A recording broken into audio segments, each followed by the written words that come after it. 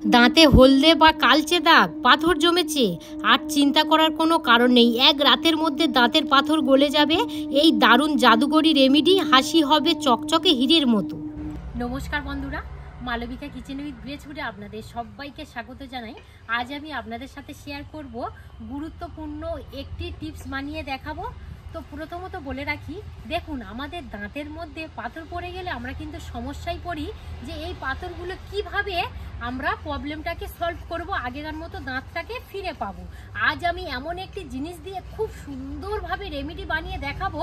একটা রাতেই যদি আপনারা ব্যবহার করেন, দাঁতের পাথর একদম পুরো গলে যাবে। এবং দেখবেন আমাদের বিশেষ করে ছেলেদের সিগারেট বা পান খেলে দাঁতের মধ্যে কালচে ভাব বা হলুদ হয়ে যায়, বা একটা হচ্ছে কি লালচে ভাব আসে, সেই কালারগুলো একদম নিমিষের মধ্যে শেষ হয়ে যাবে জাস্ট মাত্র এই ঘরোয়া রেমেডিটি ব্যবহার করলে। আমার বন্ধুদের কাছে একটাই রিকোয়েস্ট, কেউ কেটে কেটে দেখবেন না, তাহলে কিন্তু কি কি জিনিস দিচ্ছি আপনারা মিস্টেক করবেন।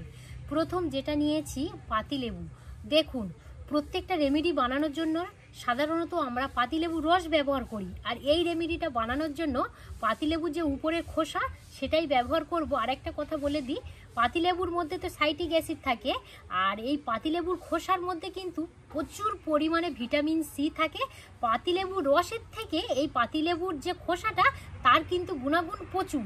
তো এই লেবুটা গ্রেট করে নেব, পাতিলেবুটা ভালো করে ধুয়ে নেব। এখানে একটা গ্রেটার নিয়েছি, আর এই পাতিলেবুটা ঠিক এইভাবে গ্রেট করে নেবেন।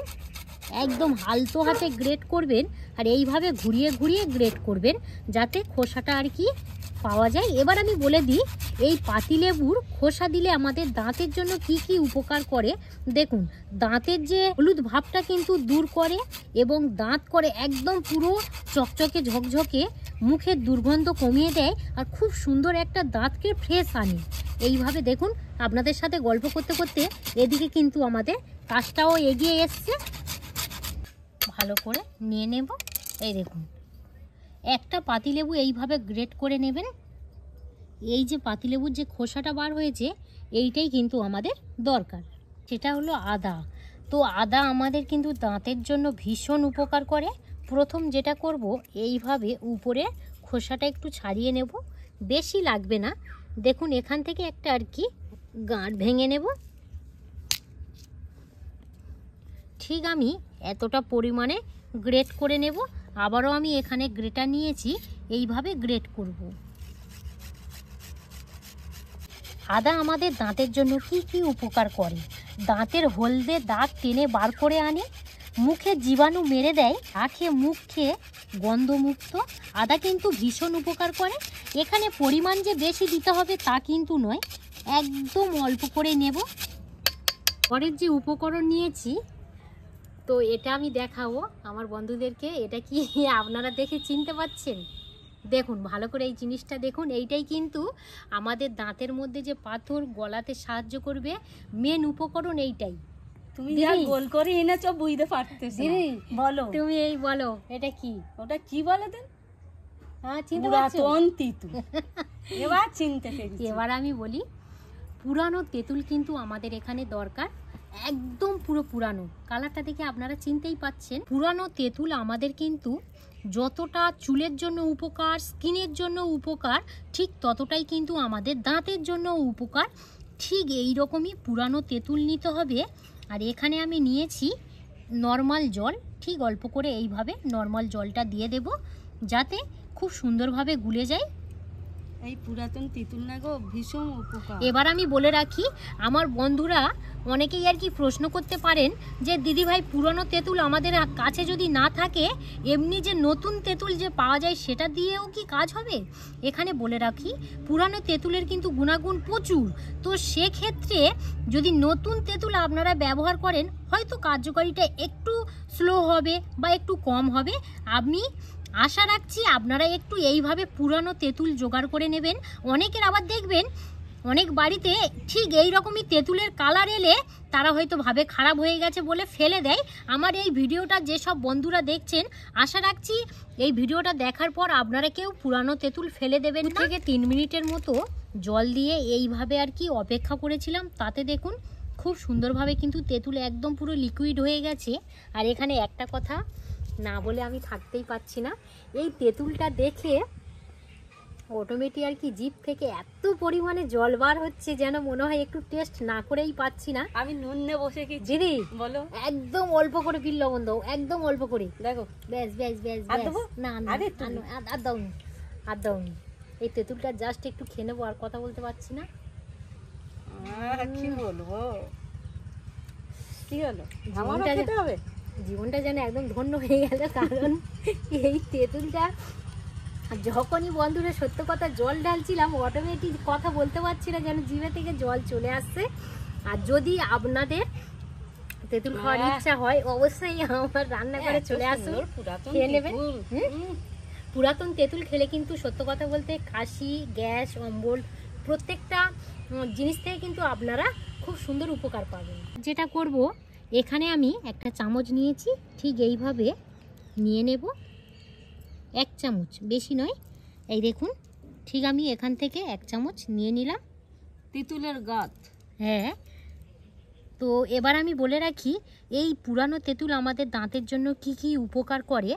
দাঁতের দাগ তুলতে কিন্তু সাহায্য করে, প্রাকৃতিক অ্যাসিড দাঁতকে একদম পুরো ঝকঝকে চকচকে করে তুলতে সাহায্য করে। আর এই তেঁতুল দাঁতের কালচে ভাব বা একদম পুরো যে হলুদ মতো যে স্পট পড়ে সেটা তুলতে কিন্তু ভীষণভাবে সাহায্য করে এই শুধুমাত্র পুরানো তেঁতুল। আর যে দাঁতের কোলে পাথর পড়বে সেটাও গুইলে দেবে। হ্যাঁ অবশ্যই, শুধু এই পুরানো তেঁতুল আমাদের ভীষণ দরকার। মানে এই যে রেমেডিটা বানাচ্ছি এখানে কিন্তু পুরানো তেঁতুলটাই মেন। এখানে নিয়েছি কলগেট, আপনারা টুথপেস্ট বা কলগেট যে যেটা আর কি ব্যবহার করেন সেটাই নিয়ে নেবেন, এখানে কোনো অসুবিধা নেই। এবার আমি বলে রাখি কলগেট কিন্তু আমাদের মাড়িকে মজবুত রাখতে সাহায্য করে এবং দাঁতকে পরিষ্কার একদম রাখে, জীবাণু মুক্ত থেকে রেহাই করে এই কলগেট।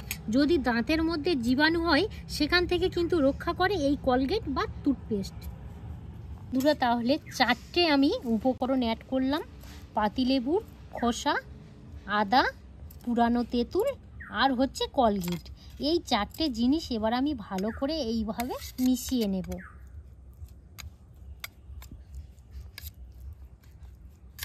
আপনারা এই যে আমি রেমেডিটা বানিয়েছি কখন কখন ব্যবহার করবেন, দিনে কবার ব্যবহার করবেন আমি বলে দেব। এখানে একটা ব্রাশ নিয়েছি, এবারে এইখান থেকে যেমনই আমরা সকালে করে ব্রাশ করি ঠিক সেরকমভাবেই নিয়ে নেব। এই দেখুন, যেমনই আমরা কলগেট করে নিই ফার্স্ট সকালে তেমনই করে নেবেন।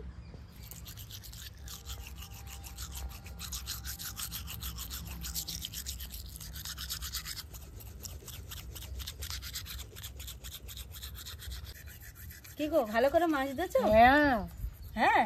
এবার আমি বলে রাখি বন্ধুরা, আপনারা দিনে 2 বার ব্যবহার করবেন।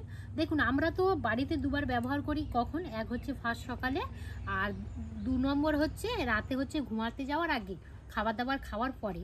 আপনারা যদি দিনে 2 বার ব্যবহার করেন একদিনেই আপনারা রেজাল্ট পাবেন। যদি আমার মতো এই রেমেডিটা বানিয়ে ব্যবহার করেন তো আপনারা ব্যবহার করে কতটা আর কি কার্যকারী হলো অবশ্যই কিন্তু আমাকে কমেন্ট করে জানাবেন। আমার দেবে এমনিটা, আমি নিয়ে যাবো। তুমি রেডি, তুমি এই রেমেডিটা নিয়ে যাবে? আমি নিয়ে যাবো, নিয়ে গিয়ে আমি মাজবো, তুমি তাহলে নিয়ে যাবে। আর এইভাবে তৈরি করে না হলেও 3 থেকে 4 দিন কিন্তু একটা পাত্রের মধ্যে রেখে দিলে ভালো থাকবে, 1 সপ্তাহের মতো থাকবে। তো এইভাবে রেখে দেবেন, দিনে 2 বার করে ব্রাশ করবেন।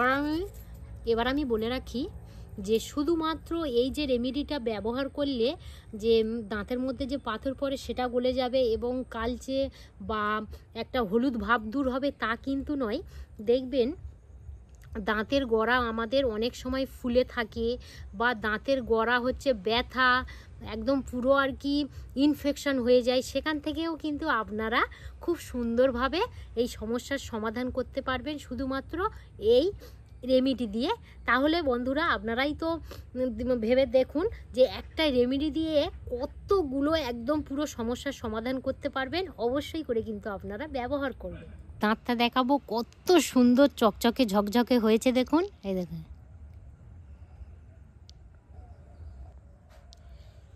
শুধু যে দাঁতের মধ্যে পাথর গলে যাবে তা কিন্তু নয়। আমি তো বললাম প্রথমের দিকে দেখবেন বিশেষ করে ছেলেরা একটু সিগারেট, একটু পান বা কি নেশা জাতীয় কিছু খেলে দাঁতের গোড়াটা দেখবেন একদম পুরো কালচে হয়ে গেছে। বা অনেকে দেখবেন খাবার দাবার খাবার পরে ভালো করে ব্রাশ করে না বলে একটা হলদে ভাব থাকে। খুব সুন্দরভাবে কিন্তু একদম পুরো মানে কি বলবো মিনিটের মধ্যে পরিষ্কার হয়ে গিয়ে সাদা চকচকে ঝকঝকে হবে, একদম হীরের মতো দাঁত আপনারা দেখতে পাবেন। দিদি বলো তোমার এই প্রসেসটা বাড়িতে থাকা রেমিডিটা মানে বাড়িতে থাকা উপকরণ দিয়ে এই যে রেমিডি প্রসেসটা কেমন লাগলো বলো? খুবই ভালো হয়েছে কিন্তু দেখুন আমরা কিন্তু দাঁতের মধ্যে পাথর পড়লে চিন্তা পড়ে যায়, চিন্তায় পড়ে যায় যে কিভাবে এই পাথরগুলো সলিউশন করা যায়। ডাক্তারখানা গেলে টাকার পরিমাণ থাকতে পারে, তো ওই জন্য বলছি বাড়িতে আপনারা এই রকমই পদ্ধতিতে এই রেমেডিটা বানিয়ে ব্যবহার করে দেখবেন, ভীষণ ভীষণ রেজাল্ট পাবেন।